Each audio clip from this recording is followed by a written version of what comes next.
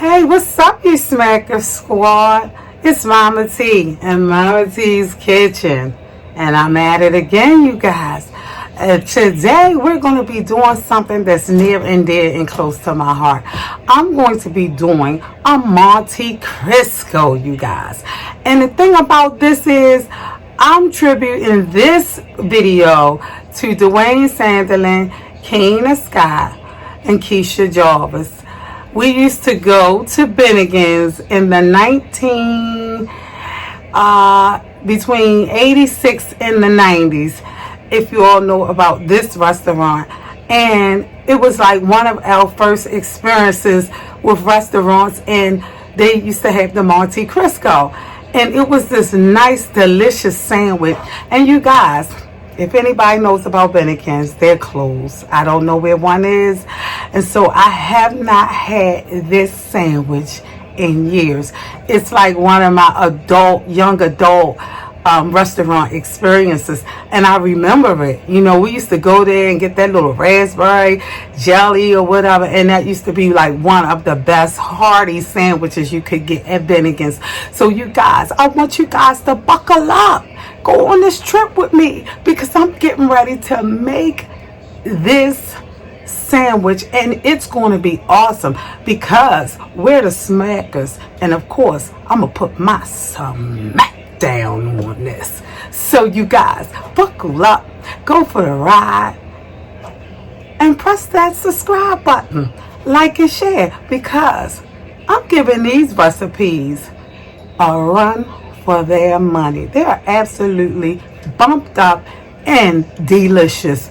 So I promise you guys, if they weren't, I'll trash it and I'll start over. So we're going to go on the other side, and we're going to be doing this Monte Cristo, you guys. And this attributes to my brothers and sisters from another mother, you guys. My homies, my cronies, my ride or dies. Okay? Okay. So come with me and buckle up. Hang in there. It's going to be awesome. Okay, you guys. So I'm back, and we're getting ready to get our make our batter for the Monte Cristo, which is like a simple batter. And you have 2 cups of flour, because I'm going to be making a large batch. So you can make it. I'm going to use approximately a cup and a half. You can start with a cup if you're doing 1 or maybe 2, but because I'm doing about 6 of them, I'm going to make a lot of batter. We have 2 eggs. I'm going to put that in there like so. And just me being me, this is where the bump up comes in. I want to just incorporate a little bit of cornstarch, because for me, I think cornstarch crisps up really good. So I don't want to use a lot, but just enough to make the recipe a little bit crispy for me. So I just use a little. Well, you can omit that part. You don't really have to use that. I'm going to put in a little bit of butter.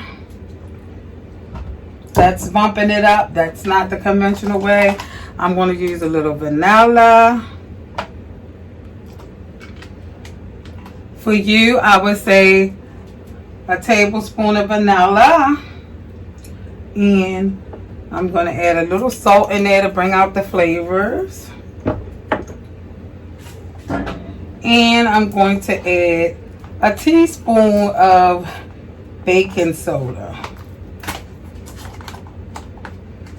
And that's the mix.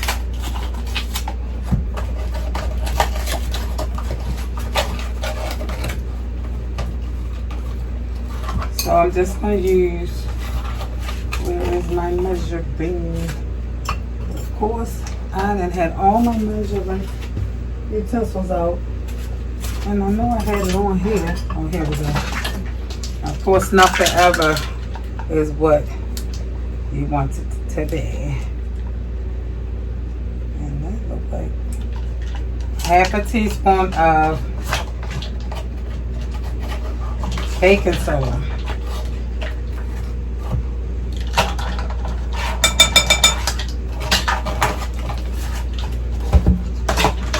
I'm going to fold this in.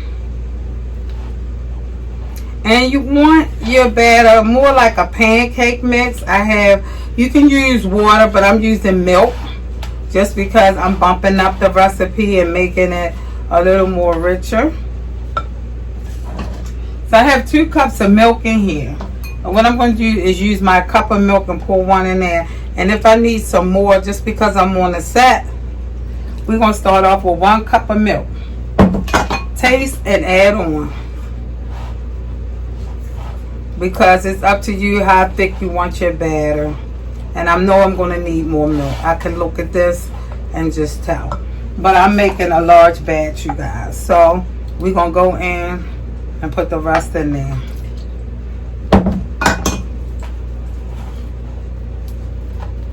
Because you want it, the batter, and I may need even more.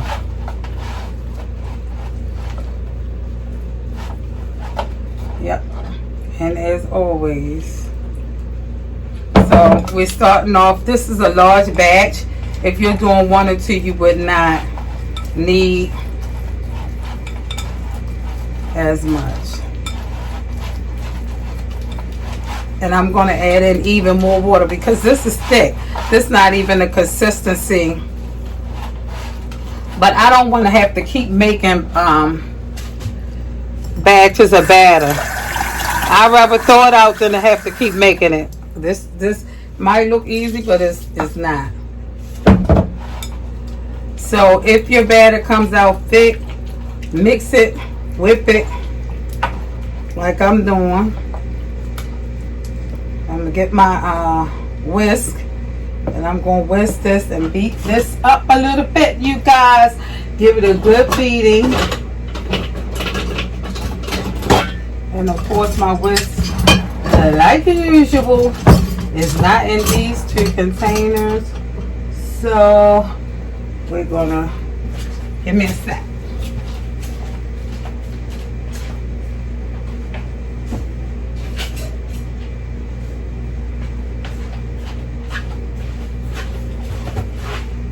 Okay, so we have all our ingredients incorporated, but I'm bumping it up. So we have a consistency of like pancake batter, you guys. So that's what you want. Because on my channel, I don't like to get into a bunch of measuring, because as a great cook, you need to know when to improvise, because I'm not making 1 or 2 sandwiches, and so I'm not doing 2 and 3 batches. So I know how to improvise. So if you're making a small batch, start with a cup of flour, 1 egg, and go on like that. I'm making a large batch, so I added another egg, and I went with 2 cups of flour. I put in a half a stick of butter, because as you can see my batter, I have a lot of batter here. In most cases you may not be making for 1 or 2 people, so go according to. Start small batch, start with a cup of flour and go from there. Now I'm bumping it up. I'm putting in ground cinnamon, you guys, and I hope I didn't put the nutmeg back. I just had a whole avalanche. That's crazy. And I put the nutmeg back, and I can't do that on camera again because y'all will see a whole avalanche. But I'm going to sprinkle in. That's crazy. Okay, I have it. It doesn't matter how much you try to be prepared for a recipe. It's like it's just something malfunctions. So I'm not gonna put in a lot, but if you know anything about nutmeg, it's small, but it's basically packed with flavor. So we just gonna put some nutmeg in here in our batter, because what we're doing is we're making our batter, although it's pancake texture, we're making it like a French toast batter, because We want that flavor in the batter. And not nothing to overtake it, but just something to add in some nice flavor in there, you guys. So your batter is done. Pancake batter mix. So if you know the texture of pancake batter mix, then you would know how to alter it, whether you need more milk in it, whether you need more flour in it, and other ingredients. I've made a little mess here. So we're going to wipe this bowl, and we're going to bring the bread over. We're going to set this over here for now, your batter. And I'm going to bring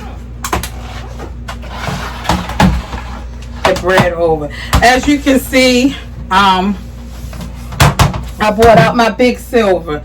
And my big silver, I name all my appliances and everything because you have to love them so they can love you. And you name things that you love.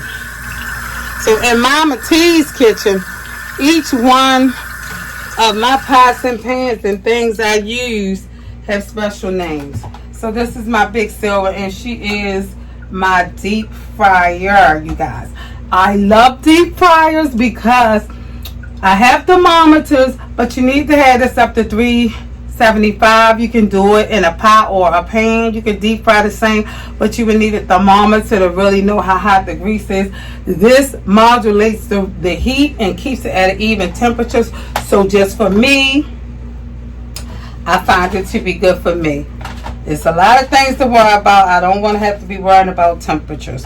So on this, I'm going to bring it over so you can see. I'm going to turn it this way. When the light, it's a blue light on there. It's far over so you might can't see.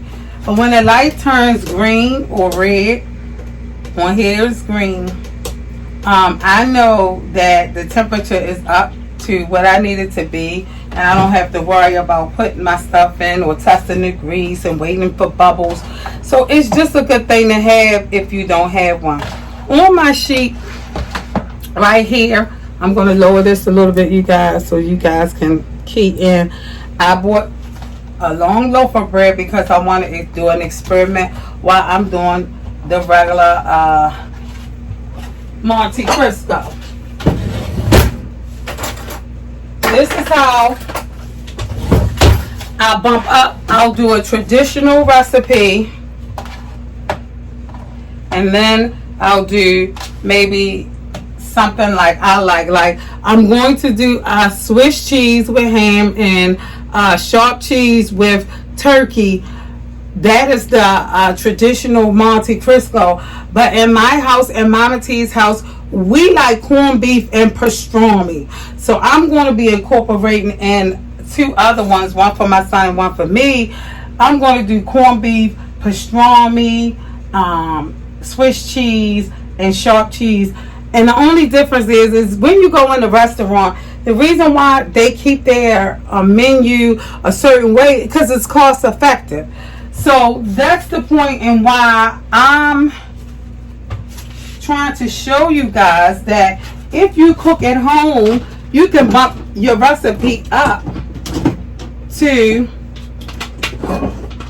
a higher quality, because you know pastrami and corned beef, they're a little bit more expensive. So when you're getting stuff in the restaurant, they're trying to make a profit, so they have to keep their menu at a certain level.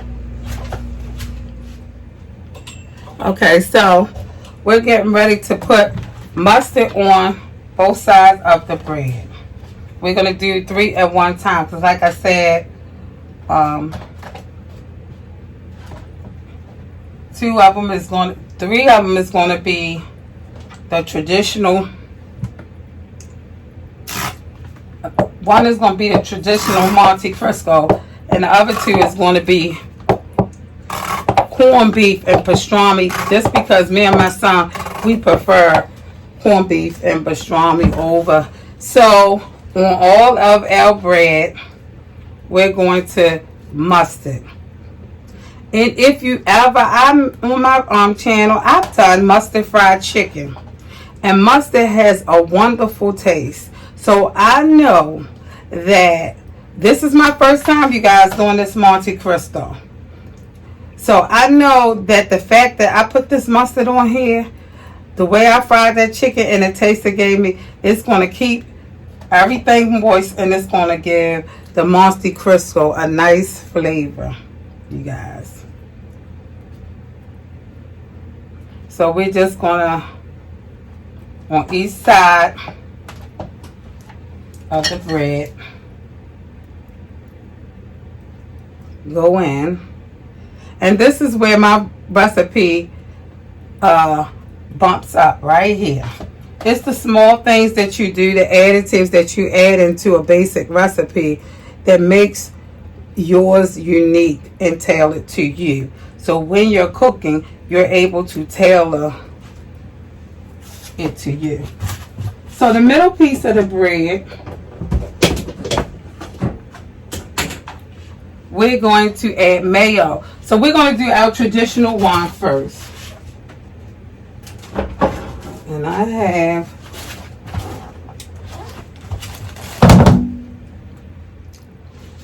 okay, so on all three we use sharp cheddar cheese. And we're going to put that up against the turkey, because turkey ham has a great flavor already.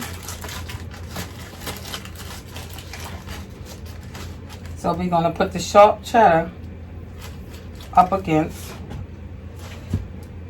And I'm going to do one of these for you guys and come back, because I don't want to just hold and make the film ridiculously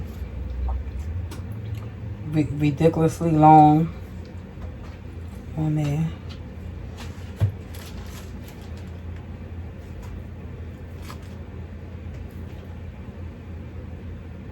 Okay, and so we have the extra piece of bread. We're going to put butter on there. On both sides, we're going to butter both sides, because we want this sandwich not dry. Nothing dry. Now, if you're watching your weight and this is not a treat for you, I don't eat Monte Cristos every day, so it's the same as going to the restaurant. You want a treat. So now we're going to do the Swiss cheese.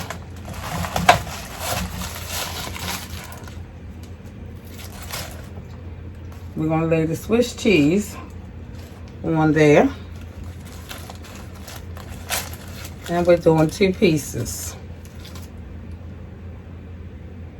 And more so in the middle with the second piece. Now comes the ham. So I'm kind of like taking all of it to the middle, because you don't want the sandwich to fall apart.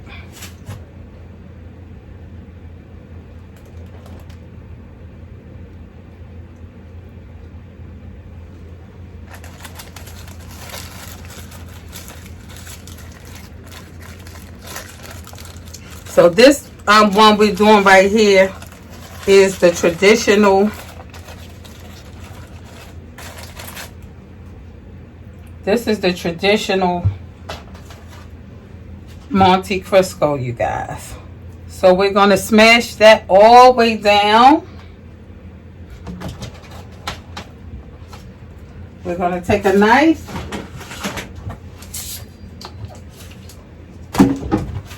We're going to cut it in half.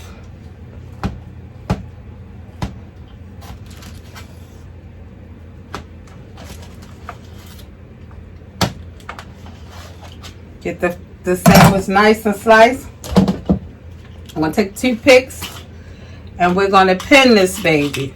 And this is what keeps the sandwich together. You're not going to pin straight in. You're going to pin with a slant, so that it doesn't make it easy for the toothpick to come out. So you're going to pin in a slant on every side.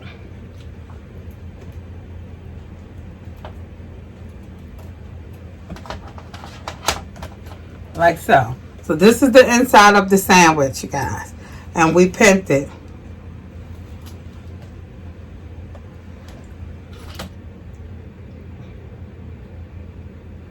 Okay. So that's pinned.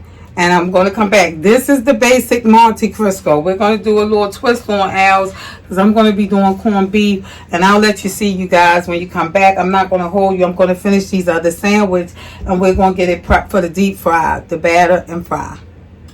Okay, so we back. And I have all my sandwiches pinned. I'm ready to dip and put actually into our deep silver. As I always say, if you watch my videos or if you new, this is just a nice trick that you take your basket out if you experience with frying. Not for the children, because I think they created because it's children safe. But when you take it out like this, you can get more in the deep fryer. So I'm trying to give you that angle. And this is very messy, you guys. So you want to let some of the batter drip off.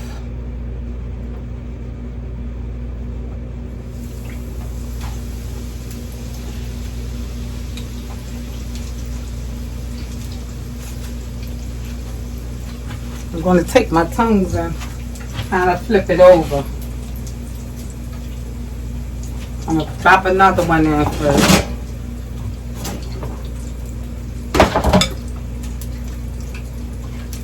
So you fully immerse your sandwich around in that batter and come up with it.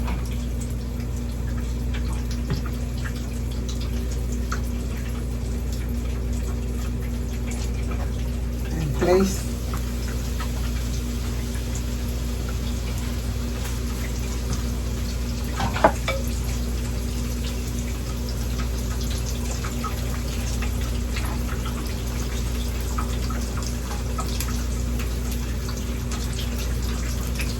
I'm going to flip this one over. There you go.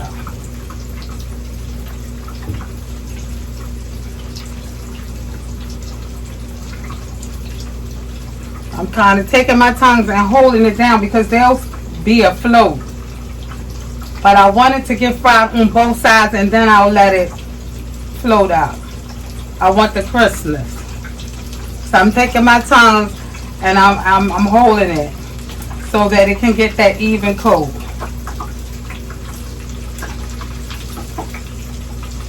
And that automatic crispness.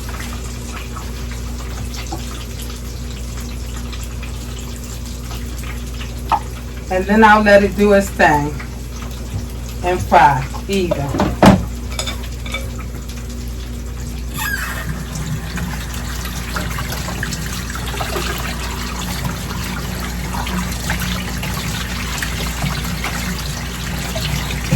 It don't take that long, like 8 minutes on each side. I probably could have got 3 in there, but given it's my first time, I don't want to do that. I want to see what I'm working with. I want to have a sure fire. So what I'm going to do, you guys, is bring you to a different angle so you can actually see them frying. So I'm bringing you on the other side, which is at a different angle, and I'm letting you see how they fry. Now for me, I think you should take the tongs when you first put them in there, fully immerse them and hold them down for a minute because they truly are floaters.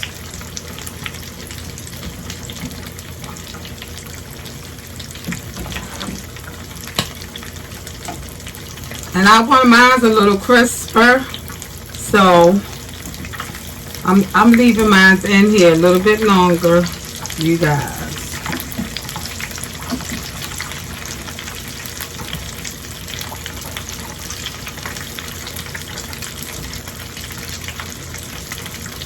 You want to keep turning and floating where you want, but I'll hold it because I want a nice even golden brown.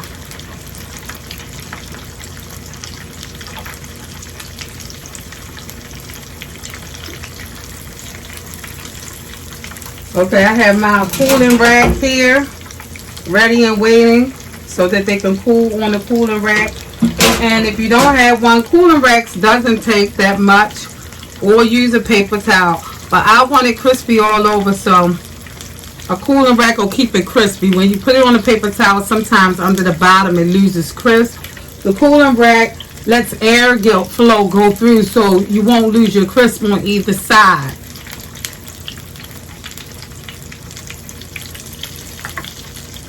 Just taking some of that debris out of the grease, because we have several more to go, but I'm not going to let you watch all that. I just wanted you to see the main part of it.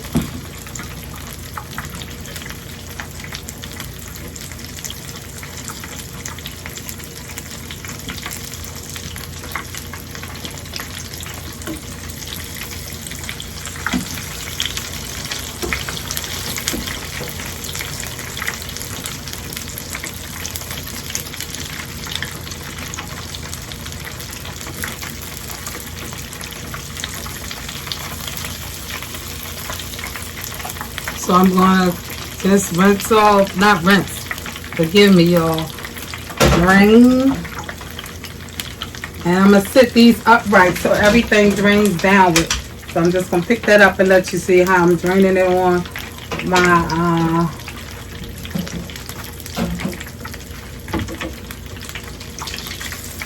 so I'm going to finish the rest, you guys, and we'll be right back. Okay, after they've cooled off a little bit, you want to twist, you want to break so it doesn't come out. You want to remove your pins. You want to go and on every section, remove your pins. And you turn them. You don't pull them straight out, you turn them and then pull them out.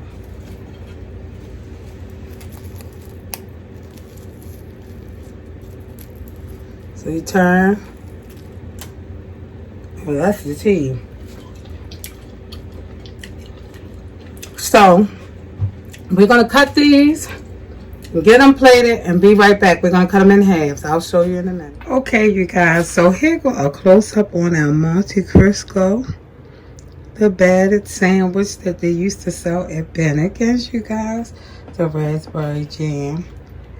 And now that you see the finish, and they go to over there that I didn't get to cut. Now, you guys, this is truly a labor of love.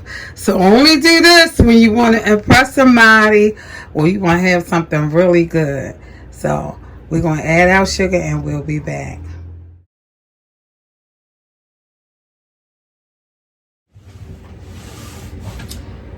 Okay, you guys. So I did like 3 sets today, so I'm tired. Like, I have to taste these Monte Cristos because I have to see if, because this is a labor of love. Okay, you guys, you had the first bite, but I'm going to give you some strawberry jam. But this is the non-conventional one, which is corned beef, Swiss, pastrami, and cheddar cheese. So this is the one I done for me and my son because we love corned beef. Corned beef is a little bit more expensive, but when you're doing it at home, you can treat yourself. That's what my channel is all about, is when you do it at home, you can go a little more upscale. In the restaurants, they would have to charge you more. So we're going to dip the strawberry. This is the conventional one, which is the turkey and the ham. So I'm going to dip that in strawberry jam in there, and I'm going to take my bite.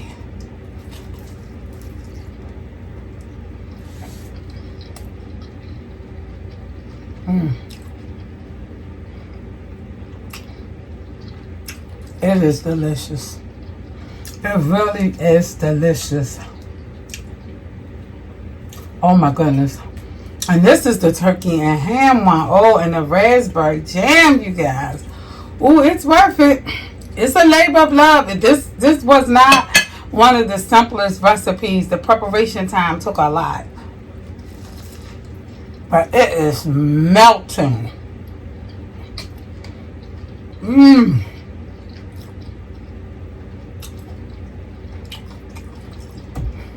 It's worth the labor. Well, I can't wait to taste. It's just sliding. It's just all the flavors melting in your mouth. And the strawberry preservative. Oh, now this is not even the one that I wanted. This, he takes some. Look at that. Look at that. Yeah. Baby, if you got a guest coming over, preferably, your man or something, Monte Cristo would be very impressive for anybody, any guest. To get this in the morning, or after,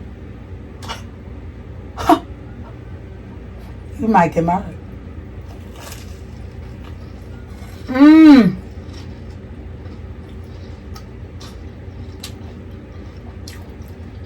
Definitely.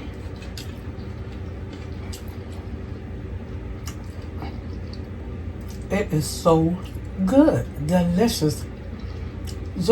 I think mine tastes a little better than Bennigan's because I put nutmeg and some other extra spices in there, sugar and cinnamon and sugar. Okay, you guys, so this is my Smacklicious recipe here. And the Monte Cristo, you can still get it at Disney World, but unfortunately I took my kids to Disney World like every other year, and I'm only going back to Disney World with my grandkids. I will go back for them, but I'm not going back for my pleasure. I like to cruise and do other exciting adult things. Then Disney World wore me out with my kids, so that's the only other place that have it, and they don't have it with corned beef. So I think that you should make your own. Honestly, nobody can do it better than you, and it's contoured to you and whomever. Like, I started to do bacon, but because this is my first time doing this, I wanted to do the traditional recipe, and I've already bumped this up from pastrami and corned beef. And we're here in Baltimore, Maryland, and we go to Edmonds and Jack's corned beef, and their sandwiches are pretty big and hearty like this. So I just added the Monte Cristo to what we call a New York club or something like that with the pastrami. I did not put the bacon, but I know when I bite this, I know that probably next time when I do this, I would smack it up with some bacon. But that's I'm gonna give you guys the first try. And this strawberry, it's, matter of fact, it's a triple berry fruit spread, and oh my god, it's so good. I got this at Wegmans, you guys. I wanted to make sure I had the right good stuff, and I couldn't choose. So what better than a blend? And I chose right because this is very good. Alright, you guys, come on in and get some of that. Okay, now this is my favorite, and this is my son's favorite. So we're going to take a bite.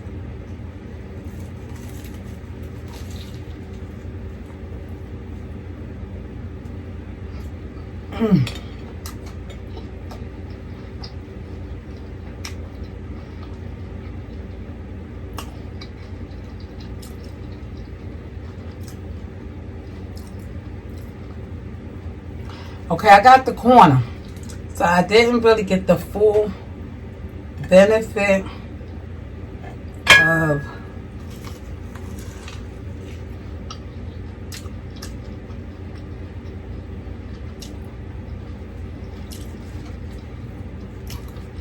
this is good,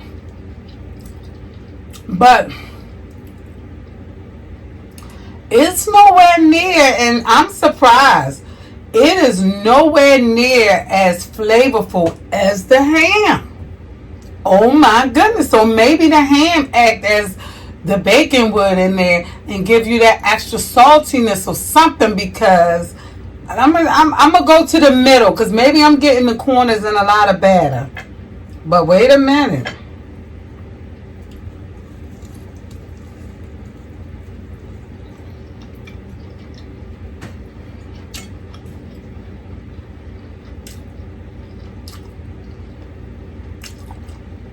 by far, the ham and the turkey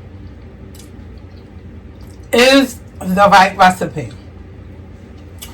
The corned beef, it tastes good, but I would say it was probably be like 7, which is over average, which this is still good. But the batter, I think the batter kind of drown out. Something is drowning out the corned beef. And also, I put pastrami on here, and it's turkey pastrami. So that's all it had. So I used turkey pastrami. But I'm sure if I would have had the beef pastrami, I might be getting a different flavor. This with the corned beef is like a 7. Baby, I had honey ham on here and honey turkey. And this is an 11. It knocks it out the ballpark. So now I know that this is not, you could do this with corned beef, but you're not going to get the burst of flavor as if this, whoever combinated this and originated this knew what they were doing. It is definitely chemically based and savory and sweet. And I'm telling you, this is an 11. I knocked this out the ballpark. This, had I done this without this, I would have never shown you this video, because you guys, I promised you that I will only bring you the smack-licious best that there is to offer. This is a 7. It really doesn't cut the mustard for all the work that I put in. It's still good, and somebody would eat it and say it was delicious. But my palate, I look for the very best. And I'm telling you, this right here, this was worth all the batter in the world. And I forgot to take, remember you guys, I'm eating this and my son, so I forgot to take out a toothpick. But baby, I'm going to have to pick through there and make sure my son get the turkey one. Because we both like corned beef. So he was like, Mom, make me corned beef. But after tasting this, I know now that the Monte Cristo was specifically put together for certain flavors in this batter. Because I did bump up. I had honey turkey and honey ham. So if you want something spectacular, this is spectacular. Okay, this is not even a 10. This is an 11 on the Richter scale, by my opinion.